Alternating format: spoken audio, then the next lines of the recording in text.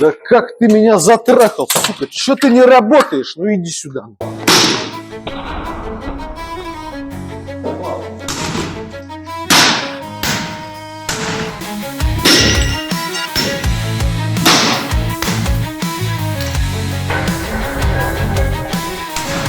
Здравствуйте, с мастерской. Ваш генератор невозможно починить. А что вы с моим генератором делали?